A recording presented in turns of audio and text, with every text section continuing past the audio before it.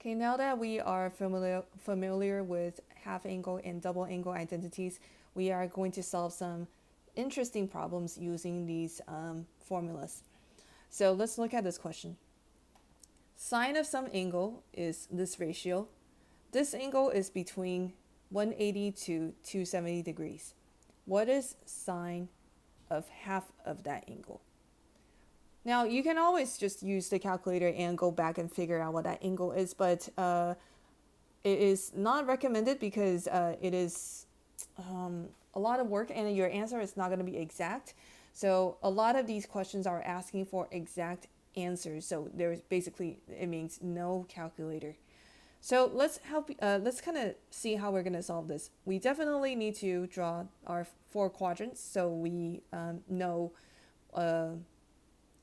where the angle is. It says the angle is between 180 to 270, so that's going to be in the 3rd quadrant. And so once we figure out the quadrant, we always want to just draw that triangle, the right triangle where the right angle is on the x-axis. The only information that they gave us is that sine of this angle. What is that angle? The angle is always from the 0 degrees.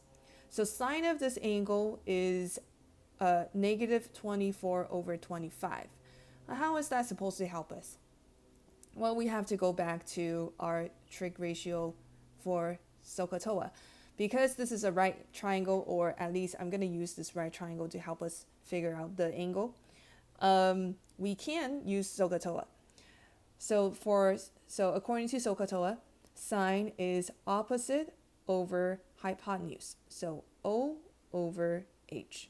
So one of those numbers is opposite side, and then one of those numbers is the hypotenuse side. And remember, when I draw my triangle like this is the angle. Even though that is not the exact angle, this is the reference angle. We are going to just use that to help us figure out the rest. All right, so opposite of this angle is 24 or negative 24. So which one is it? Right, because if you have a negative 24 over 25, it could either be negative 24 over 25 or 24 over negative 25. So the question is, which one? From the way the triangle is drawn in the 3rd quadrant, the opposite side, which is this side, is in the negative direction, right? It's below the y-axis. So this has to be negative 24, and then the hypotenuse is 25. The other way to think about it is hypotenuse is always positive. So I mentioned that in the previous video. Hypotenuse is always positive, so that leaves only the option that the opposite side is negative. So once you figure out which side is what value, write that in. All right, next question. What is sine of half of this angle? Well, we don't know. So what we're going to do is use our half angle formula to help us. So sine half angle is plus minus square root of 1 minus cosine theta over 2. So if I can figure out what cosine of that angle is, I can figure out this answer, right? I want to figure out what this is. I know the formula for half angle is this. It tells me I need this to solve this question. So if I just have that part, I could solve this question. So what is cosine of that angle? Well, I don't know, but I know sine of that angle is negative 24 over 25. And I have this triangle here that pertains to that angle. Therefore, I just need to find the cosine of that triangle to figure out cosine theta. I know this is a lot of information. It's kind of like a puzzle. You're trying to solve this puzzle and they give you one clue. So then from this one clue, you find this next clue and next clue. And then it's just like you take 10 steps to solve this problem. So I'm going to go back once I finish solving this and then kind of give you the direction again. So you can see how you can get from the first clue all the way to the end. All right, so cosine of this angle is adjacent over hypotenuse. So the question is, what is the adjacent side?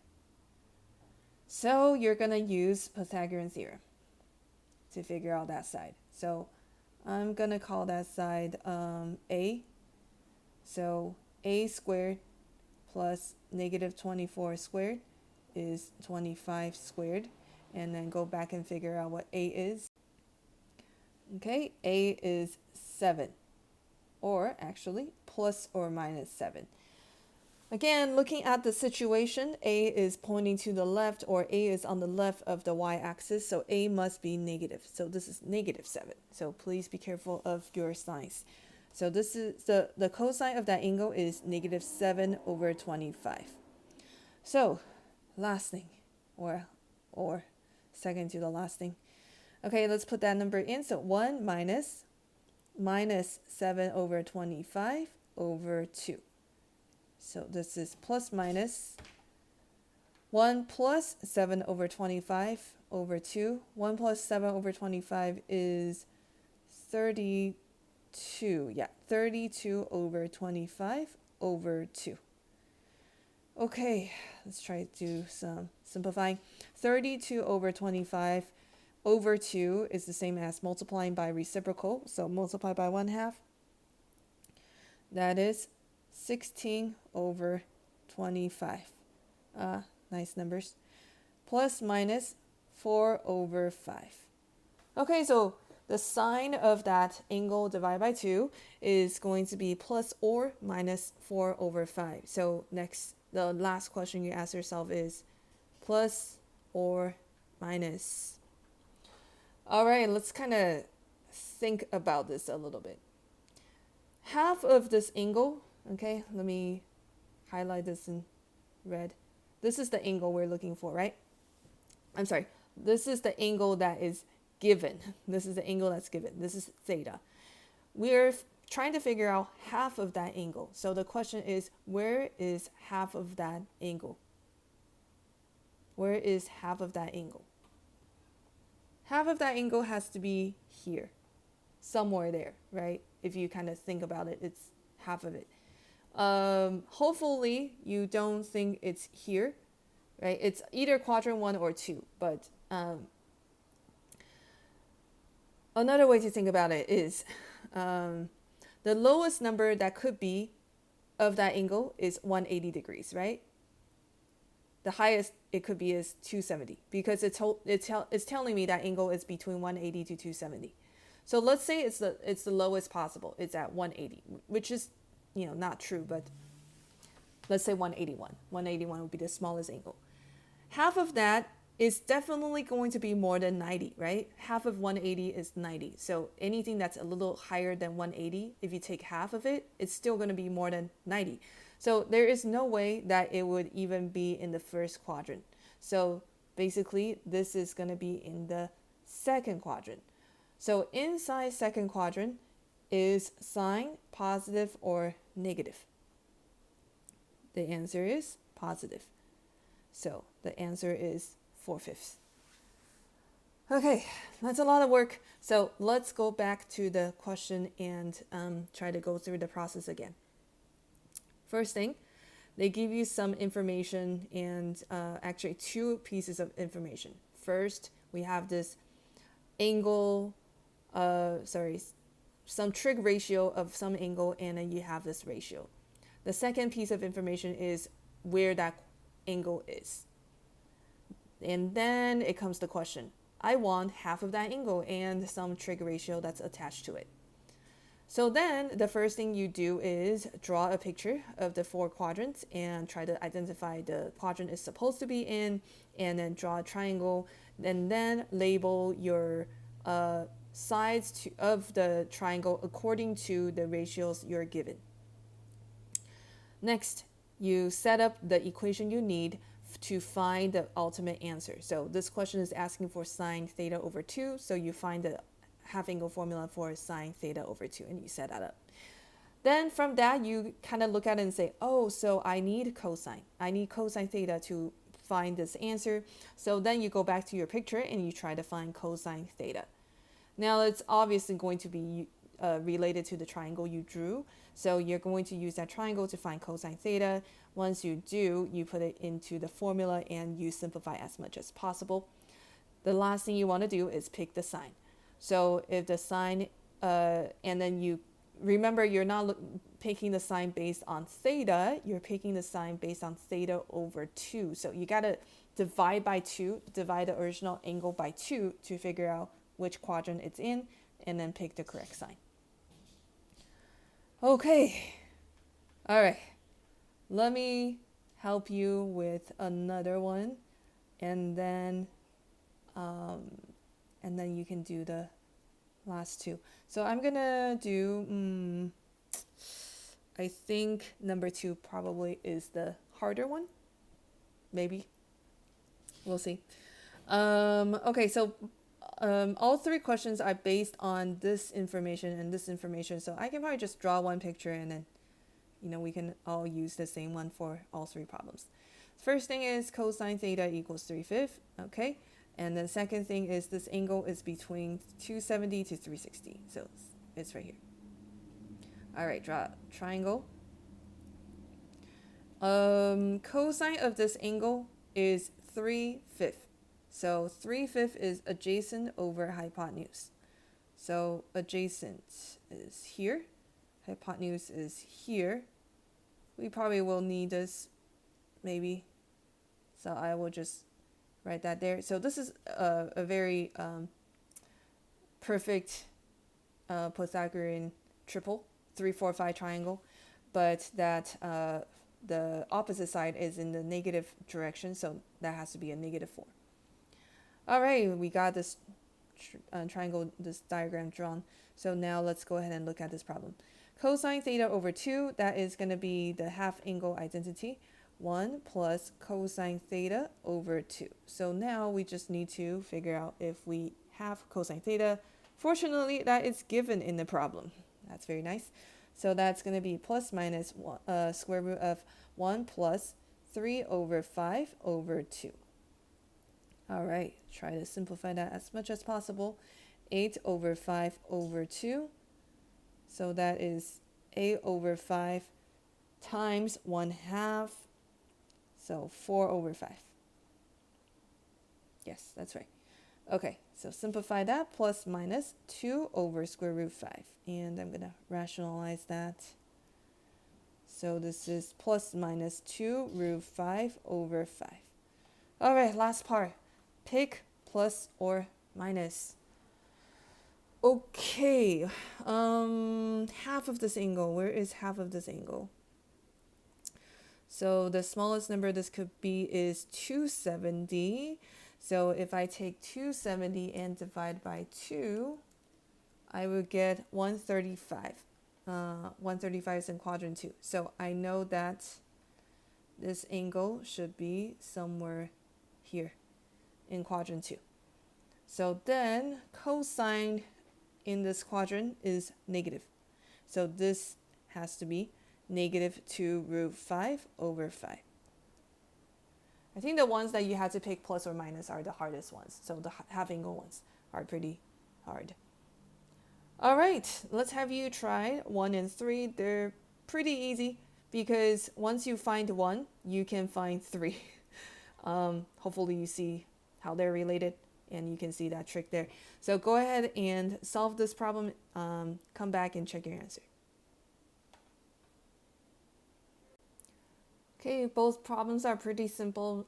Sine 2 theta is 2 sine cosine. We have cosine from the question itself. Sine is according to the triangle that we've drawn. So just plug those numbers in and you get -24 over 25. Cosecant 2 theta, that is 1 over sine 2 theta. And since we already found sine 2 theta, we can find cosecant 2 theta, which is -25 over 24. All right, let's do some more practice. All right, so this is a little different. Now you're given more weird, I guess, values, but it's the same idea. Okay, so you're given cotangent theta is 4 over 3. Cotangent, remember, is the reciprocal of tangent. And so tangent is TOA. which is O over A. So then cotangent must be A over O. Okay, they tell you that this angle is between pi and 3 pi over 2. So that's right here. This angle is like that. Adjacent over opposite. A little bit tricky because both of them are actually negative, and you gotta be looking at your triangle to realize that they're both negative, because the ratio cancels out the sign, so you would never know unless you draw out a picture. Okay, find cotangent to theta. All right, well, we don't know what cotangent to theta is, but we know that it is 1 over tangent to theta, and we have the formula for tangent to theta. Okay, so tangent to theta is 2 tangent theta over 1 minus tangent square theta. So, okay, let's simplify this fraction before we go on further. So this is 1 minus tangent squared over 2 tangent theta. Okay, well, this whole equation depends on tangent, so we gotta find tangent. Oh, that's pretty simple. Okay, tangent is basically the reciprocal of cotangent, and cotangent is given, so it's just 3/4. This turns out to be a pretty simple problem.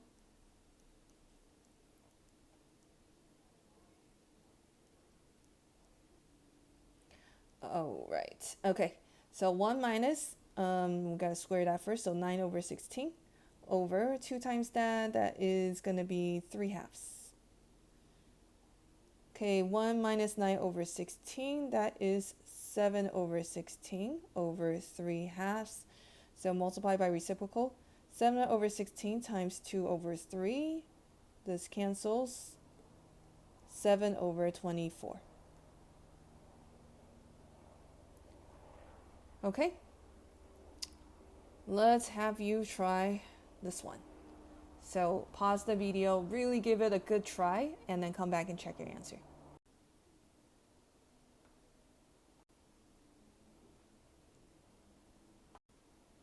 Okay, please go ahead and check your answer. The answer is -4. -4.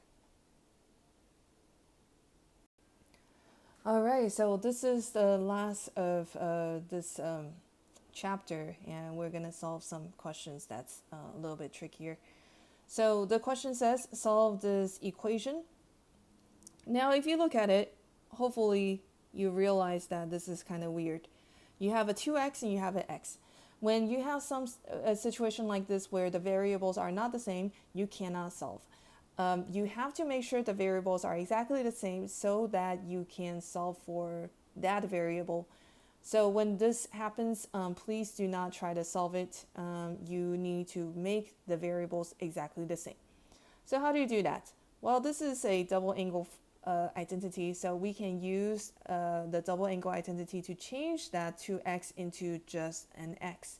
So this is going to be 2 sine cosine minus sine equals 0.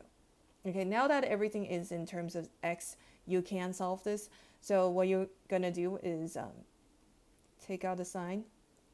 This becomes 2 cosine x minus 1 equals 0. So then sine is equal to 0, or 2 cosine x minus 1 is 0. So that means cosine x is 1/2. All right, let's go ahead and look at the question. Solve the equation for this. They don't tell us if they want radian or not. However, looking at this, they do want radian. So all your answer has to be radian. It is not asking for all angles because it's just within one unit circle. So what angle gives sine a 0? That's going to be 0 and pi. What angle makes cosine a 1/2? That's going to be pi over 3 and 5 pi over 3. Okay, so 4 answers. All right, last one, same idea. solve the equation for this. We have tangent 2x and x. So again, what we want to do is use the double angle identity to change everything into just x. All right, tangent double angle is 2 tangent x over 1 minus tangent squared x plus tangent x equals 0. Okay, this is rather complicated, so let's try to solve it together. So we are going to be a little careful because this question has a denominator. So we need to make sure that whatever answer we get does not also make the denominator 0. So we just need to double check our answer at the very end. There are a few things you can do. So if you recall the chapter we did on the rational functions where we had to solve something like 3 over x plus 2 equals 0 or something like that.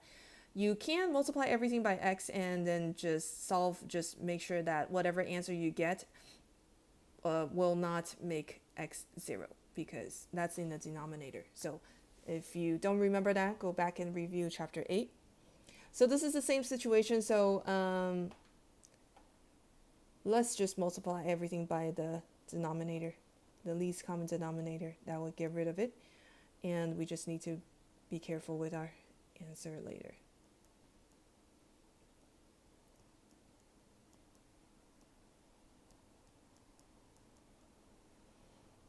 All right, we're going to simplify this.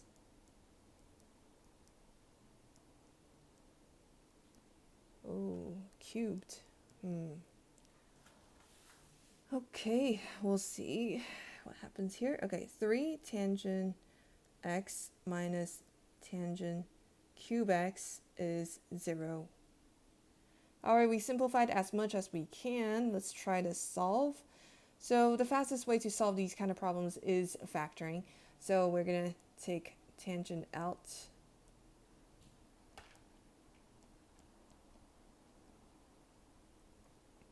Okay, that means either tangent x is 0 or 3 minus tangent square x is 0. All right, tangent x is 0. We can solve that later. Let's go ahead and fix this one. So that's that. And I'm trying to solve for x. So I'm going to get rid of things that's farthest from x. At this point, that is the square. So I'm going to square root both sides. Make sure that you have plus minus.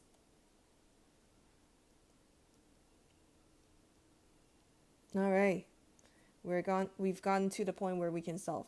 So tangent x equals 0. So remember, tangent means sine over cosine. So sine of what angle over cosine of that same angle will give me a 0? Well, if you want a 0, then as long as the numerator is 0, the whole thing is 0, right? So the question is really just sine of what is 0.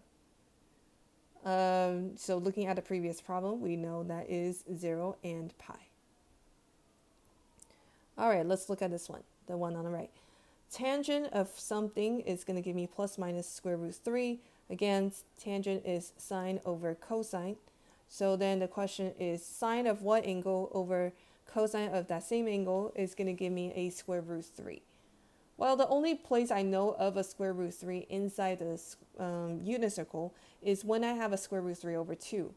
So then I know it's probably going to be this thing, right? Square root 3 over 2 is always going to go with 1/2.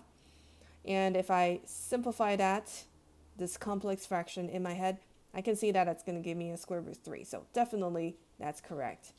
But there's another way to get to that same answer, which is when both are negative.